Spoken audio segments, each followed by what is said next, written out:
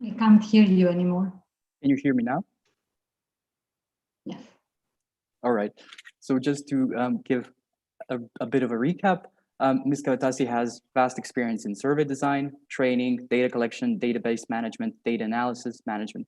Prior to joining the International Fund for Agricultural Development, Ms. Kavatasi worked for FAO as a natural resource economist, focusing on agrobiodiversity and climate-smart agriculture. She holds a PhD in natural resource economics from Wageningen University and Research Center in the Netherlands, as well as a Master of Science Evaluation from the London School of Economics and a master level degree in economics from the University of Bologna. Ms. Kavatasi, it is a great pleasure to have you today with us. The floor is all yours. Thank you very much, Vladimir, and thank you for inviting me. I'm very honored to have the opportunity to close this very important event, and also take the opportunity to wish you all good luck for your future. I take the opportunity in the closing ceremony to also share with you what has been my experience, the choices I've made when I was at university led me to work for FAO first and for IFAD later. And let me start by saying that I was studying economics at the University of Bologna, and the two courses that attracted my attention the most were related to development economics, where I also took like a separate detailed session on natural resource economics, which at the time was quite unusual, and it didn't exist, of course, on environmental economics or natural resource economics in Italy. And so I went through a particular pathway where I selected some courses that I took at the University of Agricultural Sciences from the University of Bologna, because they were not available within economics. And then afterwards, I went to London and to Wageningen, and I'm very glad of the path I took, because that allowed me to combine my passion for research, but also for development on one side, and paying attention to good management of natural resources, and particularly of climate change. So this is one path that you may want to consider. And let me share with you some of my experience, and in particular what we do in IFAD in this regard, and how I put in practice what at the university. I consider myself very lucky, because a lot of people do not do in their jobs what they have studied, whereas in my case, I've been lucky enough to put in practice what I've studied, and what I have a passion with and for. I have prepared a presentation which I'll share with you to guide a little bit the presentation and what I'll be saying. Can you see it? Full screen? Yes. Okay. Good. Okay. So I can get started. So as Vladimir said, I'm a natural resource economist, and I work as a lead economist within the Research and Impact Assessment division of IFAD. But I've also worked for the Environment, Climate, Gender, Nutrition, and Social Inclusion division of IFAD, and earlier I worked in FAO. By now, you all know what IFAD is all about. You know that it's a special agency of the United Nations. It's a fund, in fact, and it's the only international fund that is also part of the United Nations. IFAD works in 5 areas of the world, and which we identify with different colors that you can see in this map. So the green is Latin America and the Caribbean. Then we have the light blue is the Near East, North Africa, and Central Europe. Then we have Asia and Pacific is red, and then different tonalities of orange are West and Central Africa and East and Southern Africa. Now, in trying to reach our mandate at IFAD, where we focus on reducing poverty and food insecurity in rural areas of developing countries, so our main focus are rural areas and rural poor in particular. We also focus on mainstreaming some specific topics, some specific, what we call mainstreaming themes. These mainstreaming themes are climate and environment, youth, nutrition, and gender.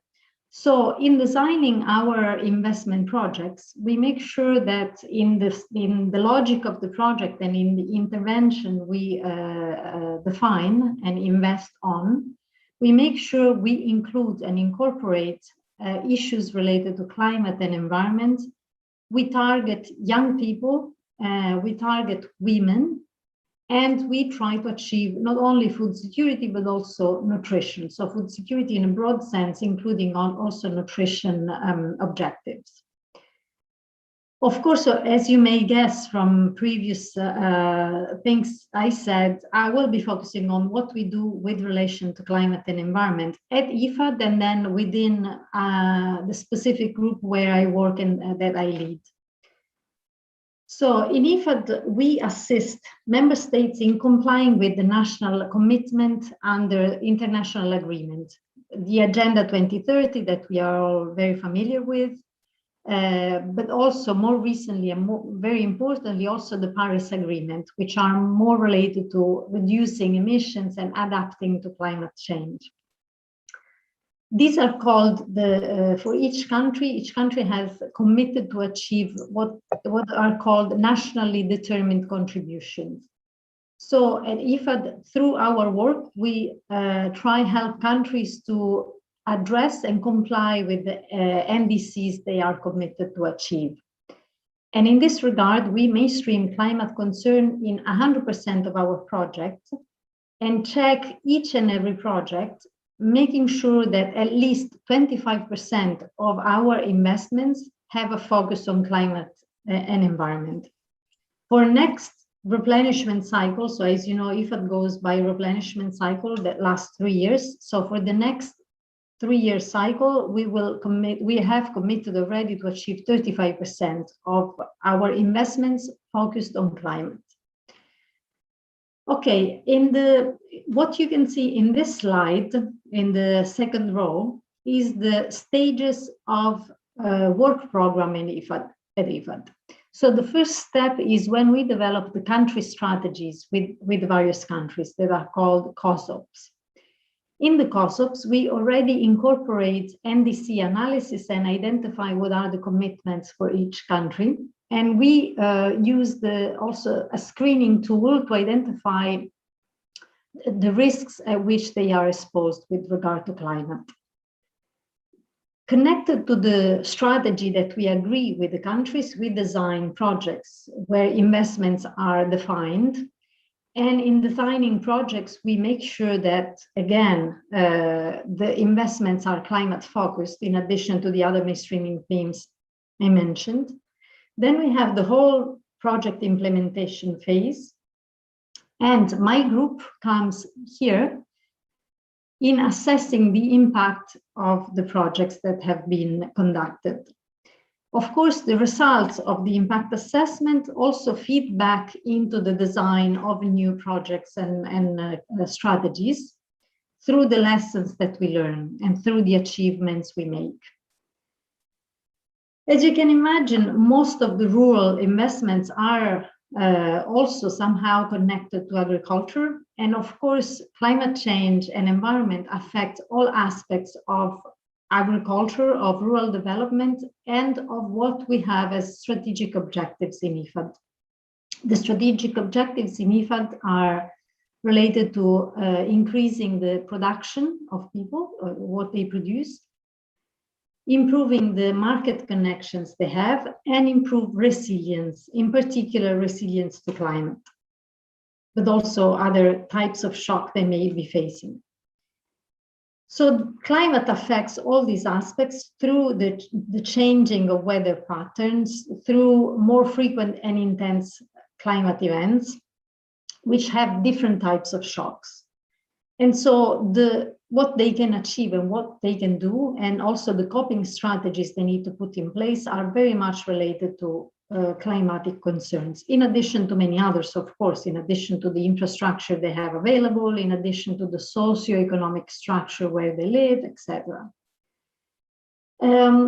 An analysis that we have undertaken for the cycle 2019-2021 shows the percentage and breakdown of what we have in terms of investments. And you can see that 46% is related to somehow to climate. And we invest 25% of our investment is related to primary production, which somehow is affected by climate. We have also conducted an estimate of how much we can achieve in terms of mitigation. Looking at 13 projects, we have estimated that about 30 million tons in CO2 equivalent can be mitigated through the projects we support. Examples of investments are many. For example, for production, we have climate resilient irrigation facilities in a number of countries. We have adoption of different types of infrastructure and system to protect from shocks. We have also climate resilient roads where, you know, the water is better managed. We also have post-harvest intervention and processing intervention, for example, through the adoption of renewable energy technologies. A lot is also related to the adoption of climate adaptation practices, of course. Now, this is for the climatic part. Let me bring in some of what we do in terms of impact assessment, and then I can tell you how we merge the two. So the impact assessment is related to the ex post. What do we achieve through the investments we make? Now, it's very much related to the logic of the projects, whereby we have a development problem, we identify the causes of that problem and propose a solution which is elaborated through what we put in place in our projects. So what are the input we provide, what are the activities we undertake, and what are the outputs that are produced through those activities. These lead to larger outcomes and finally to impact. So, for example, if we have a project that is in a coastal area of Indonesia, let me bring a practical example. They had problems related to the fish stock, which was being depleted, but also to the coastal area that was being depleted. So what the project did was first raising awareness about the importance of respecting the fish stock and the marine environment. So avoiding fishing through explosive, for example, or through poison, which leads to high fishing rate today, but kills the fish tomorrow. So raising awareness, but also equipping the farmers with better vessels, better boats, and better tools. And establishing rotational plans, so they couldn't go fish in the same spot each and every day.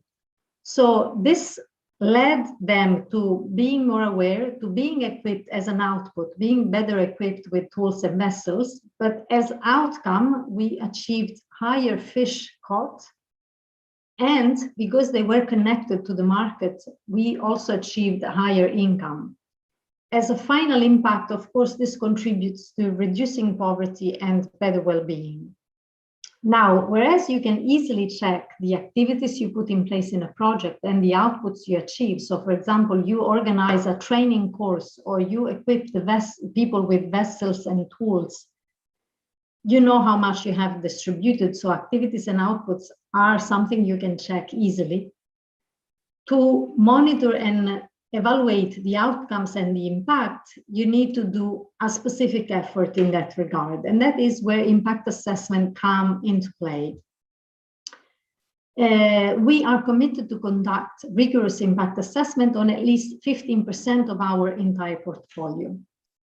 We do this by involving the project people for each country, and have a good interaction with them, designing the logic of the project, the theory of change, designing the sample where we need to identify properly treated and control group, which I'll explain in a bit.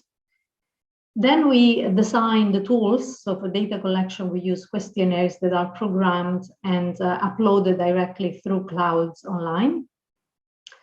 We collect the data, conduct both quantitative and qualitative type of data collection and work. We conduct the analysis and finally the report and dissemination of results. The lessons learned, as I said, feed back into project design. So this is our entire impact assessment cycle. It is important to bear in mind that to conduct a proper impact assessment, you need attribution. So you need to be able to say, okay, these impacts can be attributed to this project. And it's not, so from when you start a project and you have an eligible population, ideally out of this eligible population, you select some people and they go to the treated group, so they are beneficiaries of the project.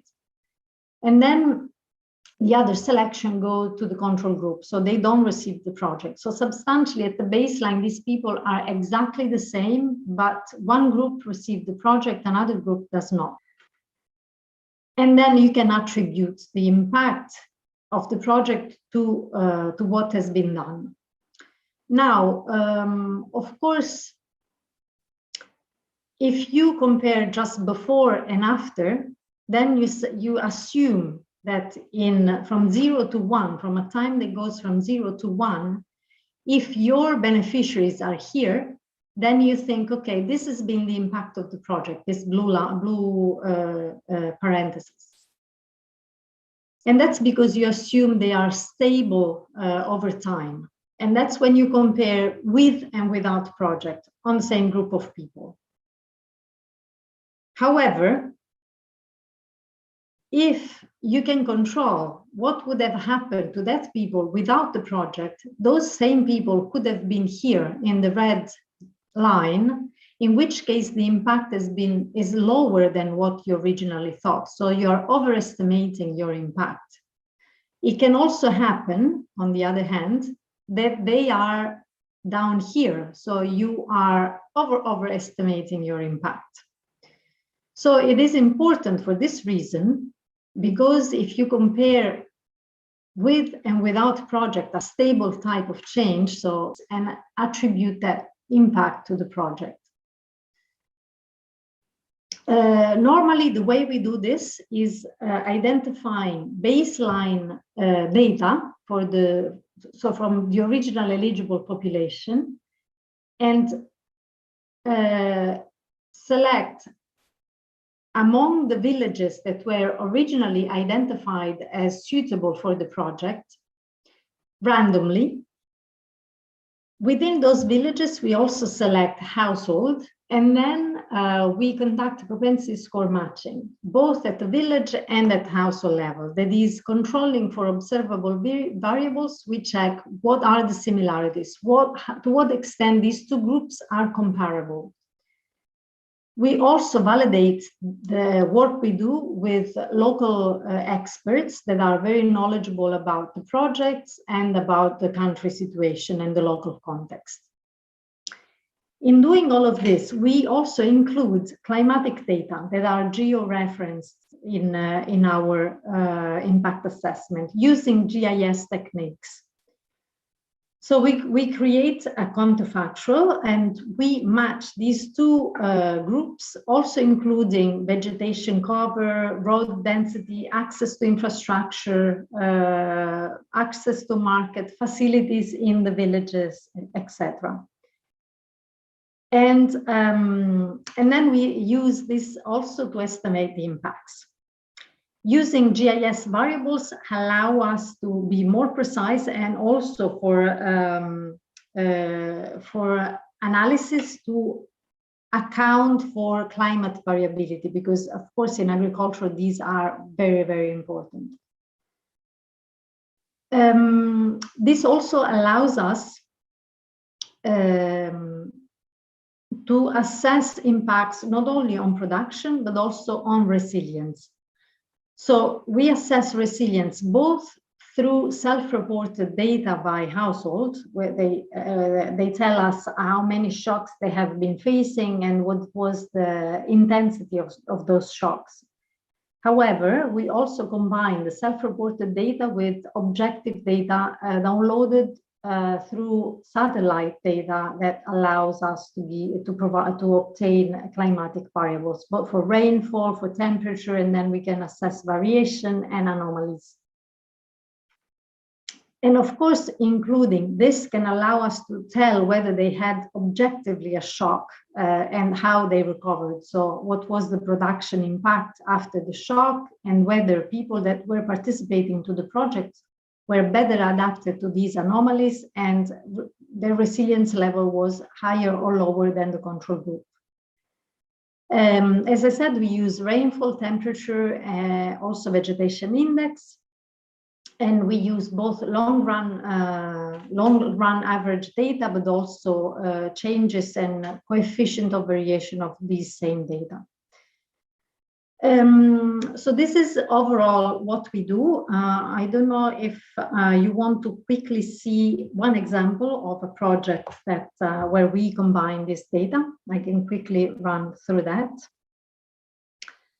And this is a project we conducted, an impact assessment we conducted for a project in Bolivia called Accessos.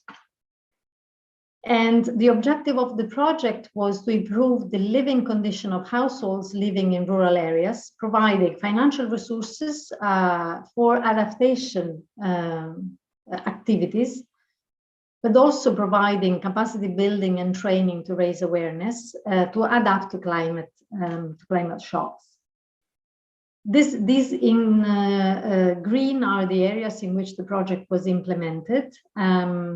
These were the various components were related to sustainable management of natural resources, but also raising awareness and also equipping them with investments in, for example, greenhouse production, irrigation facilities, and erosion control measures. These two lines are nearly perfectly overlapping, and these are the treated and control groups. So you can see from this graph how well we did for the sample. They are perfectly matched. And in terms of results, let me show you that we measured an average treatment attributable to the project of an increase in the income, gross income, both for the household and per capita. An increase also in the asset index, so the asset that were provided to the household. And in terms of resilience, these are the mechanisms that allow them to better adapt to climate change and therefore to better resilience. So substantially, they significantly increase the adoption of climate resilience varieties, planted protective trees and bushes along the slide crops, received technical assistance, received irrigation, used represa, that is a local method for irrigation.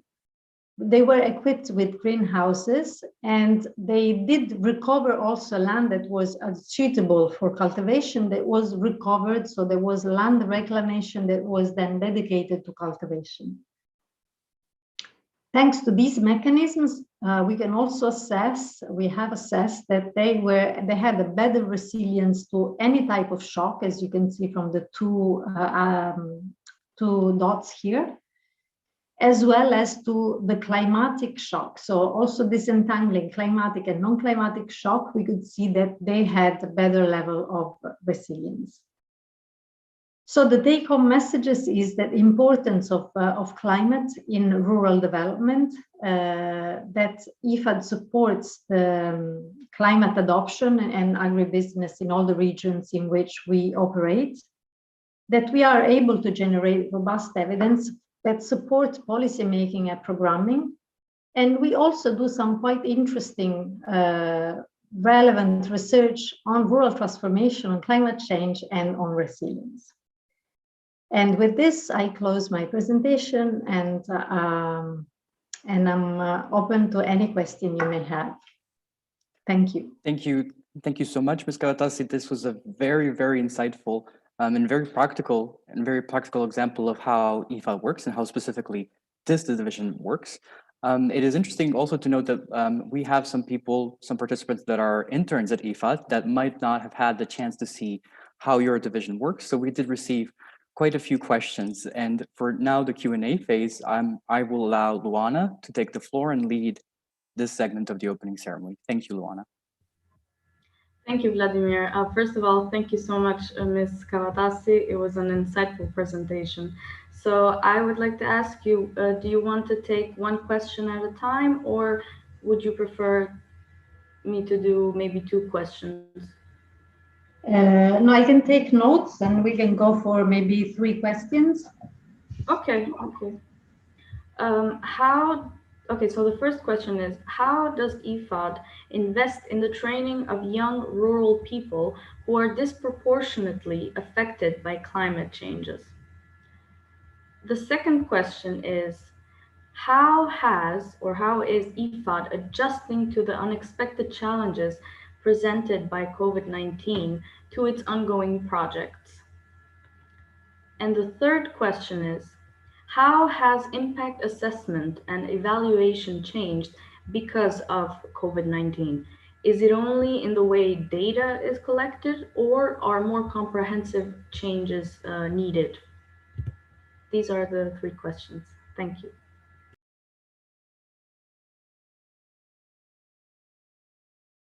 Okay, so with regard to the first question, this is it's related to the targeting strategy of projects. The question related to rural young people that are disproportionately affected by climate. So generally speaking, in the project design, there is always a targeting strategy that is elaborated based on what are the needs in a given country or area. The fact that we have youth as a mainstreaming theme implies that a special attention is given to what is the percentage of young people in that area, what kind of development challenges they're facing, what are their difficulties, and what are the opportunities that are available and what we can provide. So this background analysis implies that in designing the project, there is a given percentage that is dedicated to young people, but that is not a standard percentage, but it very much depends on the percentage of young people in the areas in which we intervene and on what are their needs. Of course, being a priority area, there are components within the logic of the projects and the interventions that we promote that are specifically dedicated to young people. So for example, in promoting investments in small and medium enterprises, the requirement is that at least a percentage of those funds that are given for investments are dedicated to young people. Similarly, a given percentage must be dedicated to female entrepreneurs. So it's given to women. And that is the way we prioritize for the first question. Regarding the second question, how has IFAD adapted to COVID-19 in terms of investments? We have triggered what is called the Rural Poor Stimulus Facility that has meant topping up our investments in countries that were more affected by COVID-19 and that were more in need. So fragility was considered among this. This top-up means that in these projects, we added additional funds that were specifically dedicated to helping them maintaining a certain income or accessing the market or having sort of a social protection to cope with the COVID. So there has been a special effort made with regard to the COVID difficulties. With regard to how has evaluation and impact assessment changed, it has changed in many ways. First of all, we cannot travel, so the data collection has changed enormously, but also all the work that leads to the data collection. So, for example, we rely much more on local consultants. The training is done remotely, so we train from here, which is much more complicated and frustrating because in most of the cases they also speak languages we don't speak. So, for example, we had a training in Malawi, and when they speak among themselves, they speak in Chichewa. And when you are there, even if you don't understand the language, you can see the difficulties they have in filling the questionnaire. Whereas from here, it's all a matter of relying on themselves asking questions and having many more exercises to test to what extent they have understood. We have also changed our way of operating. We have tried using the telephone questionnaire, the telephone surveys. It has been a nightmare because of difficulties in retrieving telephone numbers, difficulties in connection, and in also collaboration, because a face-to-face approach with an extension agent that helps smoothing the connection with the farmers makes things much easier than a telephone call. So we have tried, but we have not been successful with the telephone surveys. So in the countries in which the COVID was very strict, we have switched to a shorter questionnaire, which we call light questionnaire. And of course, that has also changed the logistics and the costs, because in each vehicle, we can only sit 3 people plus the driver. And they have to wear masks, they have to wear gloves, they have to keep the distance. And so, of course, that has increased the number of vehicles, and people necessarily need to go back to headquarters in the evening, whereas in the past, they would also sleep in the villages if they didn't complete the work on the same day. So it has changed in many different ways, but we have adapted, and we are still managing to comply with our commitments with regard to impact assessment. Thank you, Ms. Kavatasi. May I ask another question? Okay, great. So, in your opinion, what can the national governments be doing better in the role of supporting rural people in their fight against climate change? How would you grade the cooperation between IFAD, other international organizations, and national governments in these efforts?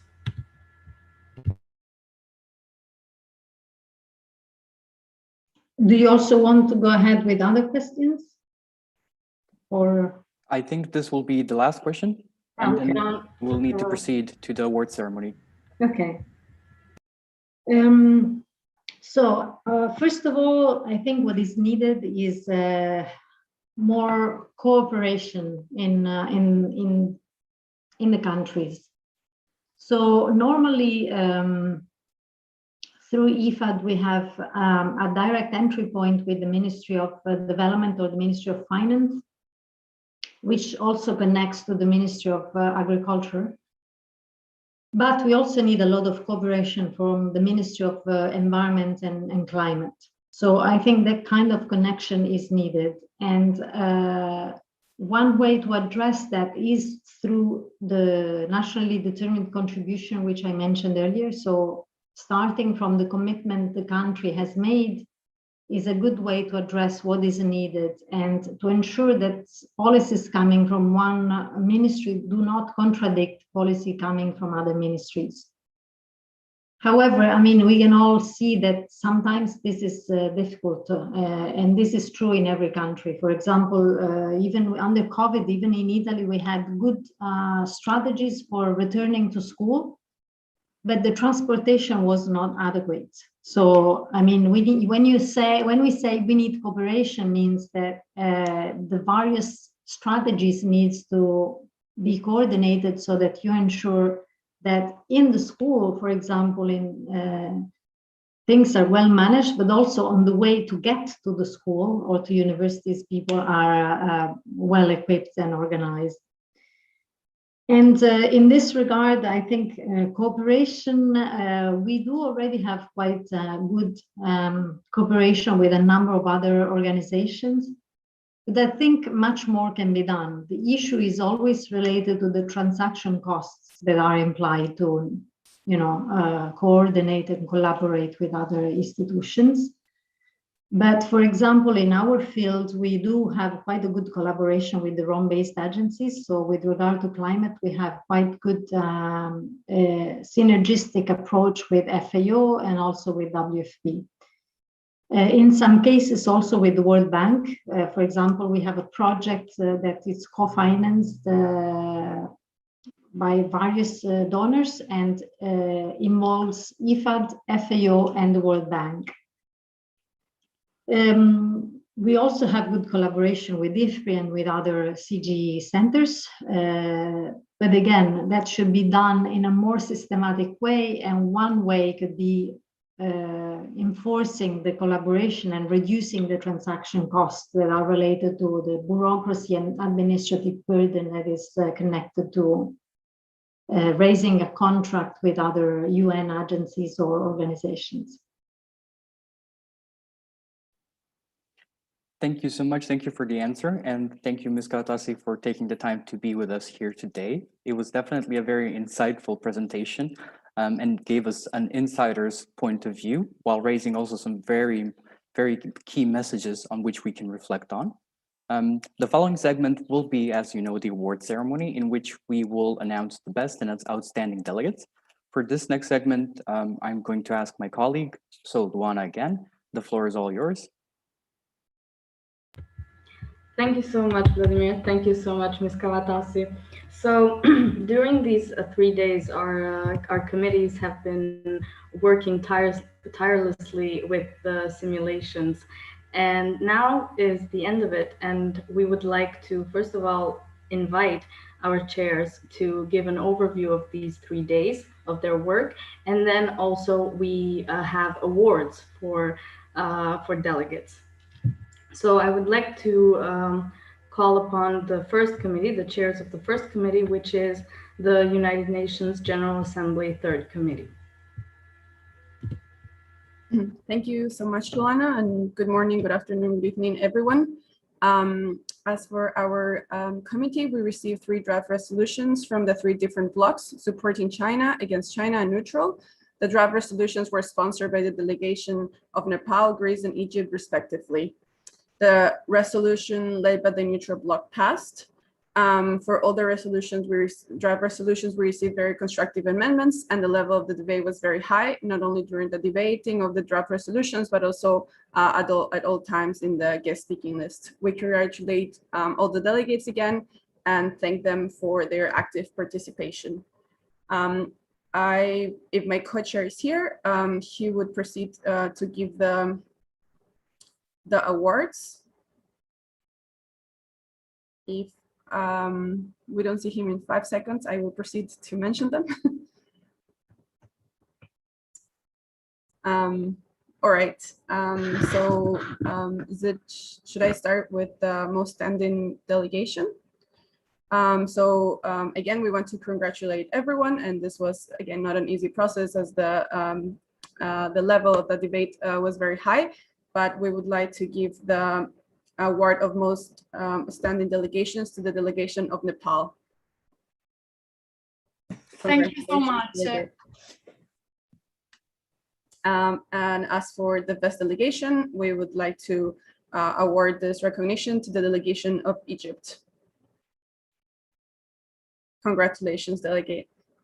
And congratulations, everyone else. And we wish you a great MUN career in the future years. Thank you so much, Chair. Thanks to the organizers of this conference and the lecturers, fellow delegates. It was an amazing, unforgettable experience.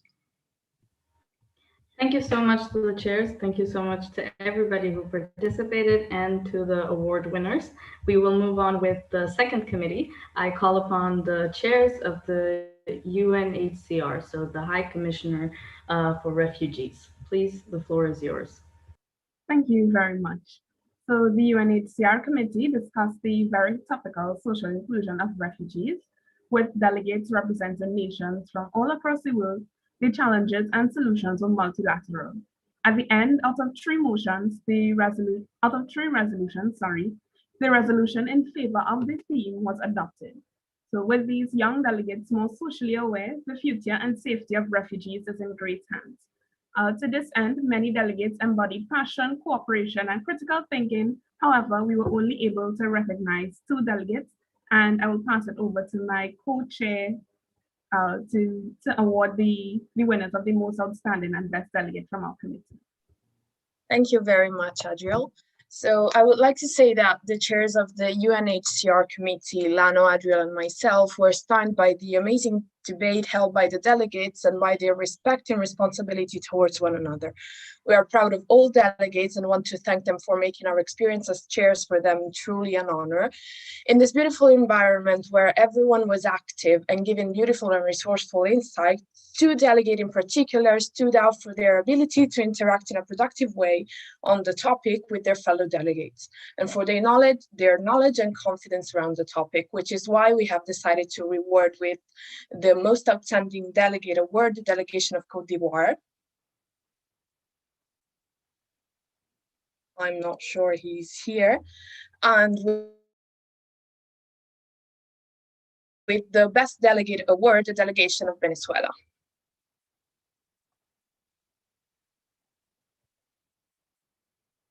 Thank you very much. I'm not sure they're present in the closing ceremony. Even if they were unable to attend, don't worry, we will contact them later, and of course we will let them know of the awards. For now, thank you so much, chairs. Congratulations to the award winners again. Now we continue with the United Nations Security Council. Chairs, the floor is all yours. Thank you very much. So in the Security Council, our topic was broadly focused on territorial claims in the Eastern Mediterranean Sea. And this quite uniquely included 2 main topics. So one is the maritime disputes in the Aegean Sea, primarily of Turkey and Greece. And then the other is the Cyprus conflict, which is also mainly focused on Turkey and Greece. So in the end, there were 2 resolutions passed and 2 draft resolutions proposed, one on the maritime disputes and one on the Cyprus conflict. The level of debate was also quite impressive, with several delegates involving themselves in the end after some time. And now I would like to hand it over to my fellow chair to give the delegate awards. Thank you so much. So first of all, congratulations to all delegates who participated actively during the conference. We wanted to award the Best Delegate Prize to, I will proceed also giving the names, since in the Security Council we had double delegations. So to Uma Muskella representing the United Kingdom, and the award as the outstanding delegate to the delegation of Egypt, represented by Francesca Araffo. I don't know if they're here, but anyway, congratulations. Thank you so much. Yes, thank you so much. Congratulations. Congratulations to all delegates and to the award winners. Our next committee is IFAD. Chairs of IFAD, please. Good afternoon. Honorable Board of Directors, fellow chairpersons, dear delegates and distinguished guests, good afternoon once again. Together with my colleagues Salma and Mayuri, I had the pleasure to direct the IFAD committee. Our delegates had to face a crucial yet delicate topic, engaging Indigenous people in the fight against climate change. We could not be more proud to say that through 3 days of active debate, they managed to find realistic solution to this issue, resulting into effective resolutions. Now I leave the floor to my colleague that will get the awards. Thank you. Thank you, Gaia. Now, first of all, I would love to kick this off by saying congratulations for being here and for making it till today. I would also love to say thank you so much to all of you for being committed, curious, and notably caring between each other. So one more time, well done. All of the IFAD delegates did an unforgettable, amazing job, but two of you really stood out of the crowd, one as the best delegate and the other one as an outstanding delegate. But please bear in mind that all of you well represented their countries in the IFAD committee, which is why we're going to reward them today for their hard work that took shape during these 3 days. First for the best delegate of first, the delegate of Sweden, Francesca Eleonora Savo, for having you got the best delegate award for having a very remarkable performance and preparation, and for being the most knowledgeable in the entire committee. So congratulations. Keep up. Thank you so much for the award, but surely for the experience. Thanks a lot. You're welcome. Now for the outstanding award, this later goes to the delegate of Zambia, Kaya Latuva, as a sign of her great skill and preparation, as well as for the debate and typically for being the top delegates in the committee. So congratulations for the impressive hard work that you have showed up and manifested during 3 days. Thank you very much. This is so nice to hear. Thank you. You're welcome. Congratulations one more time, and for expressing what you want. Congratulations for expressing what you want to see in the world. That just proves that all of you want to build a world that is more suited for our expectations. And remember that we aren't done here, but we're just getting started. Thank you. Thank you so much. Thank you so much to the chairs. Thank you so much, Selma, for the words, for the kind words. So now we're gonna end, last but not least, with our last committee, which is the International Law Commission. Chairs, please, the floor is all yours. You can introduce the winners and the overview of your work. Thank you. Thank you.